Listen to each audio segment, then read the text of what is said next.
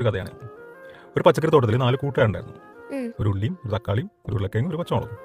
4 പേരും നല്ല സൗഹൃദത്തിലാണ് കഴിഞ്ഞിരുന്നത്. ഒരു ദിവസം അതുവഴി പോയൊരു വീട്ടമ്മ അവരെ കണ്ടു. അവർക്കന്ന് കറിക്കറിയാൻ ഒരു ഉരുളക്കിഴങ്ങിനെ കാണാൻ.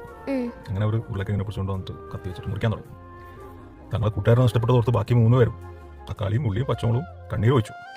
പിറ്റേന്ന് ആ വീട്ടമ്മക്ക് ഒരു തക്കാളി ആവശ്യം വന്നു. അങ്ങനെ അവരെന്ത് ചെയ്തേ, അവർ തക്കാളിയെ പിടിച്ചുകൊണ്ട് വന്നിട്ട് അരിഞ്ഞു. തങ്ങളുടെ കൂട്ടുകാരനെ സംഭവിച്ച അവസ്ഥയോർത്ത് ഉള്ളിയും പച്ചമുളകും കൂടെ കരയാൻ തുടങ്ങി. കുറച്ച് ദിവസം കഴിഞ്ഞു. അവസാനം ആ വീട്ടമ്മ പച്ചമുളകിനെയും കൊണ്ടുപോയിട്ട് അരിയാൻ തുടങ്ങി. അന്ന് തൻ്റെ കൂട്ടുകാരന് വേണ്ടി ഉള്ളിയും ഒരുപാട് കരഞ്ഞു. അങ്ങനെ ആ തോട്ടത്തിൽ ഉള്ളി തനിച്ചായി. ഉള്ളിക്കറിയാം എന്തായാലും ഒരു ദിവസം എന്നെയും പിടിച്ചുകൊണ്ട് പോയിട്ട് കത്തി വെച്ചരിയും, അതിലവന് വിഷമമൊന്നുമില്ല. പക്ഷെ വേറൊരു കാര്യത്തിൽ ഉള്ളിക്ക് വല്ലാതെ സങ്കടം വന്നു. എന്താ അത്, എന്നെ അറിയുമ്പോൾ എനിക്ക് വേണ്ടി കരയാൻ ഇവിടെ ആരുമില്ല.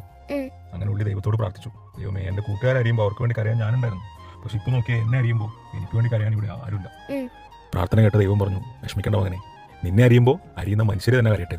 അങ്ങനെയാണ് ഉള്ളി അറിയുമ്പോൾ നമ്മളെല്ലാം കരയാൻ തുടങ്ങിയത്.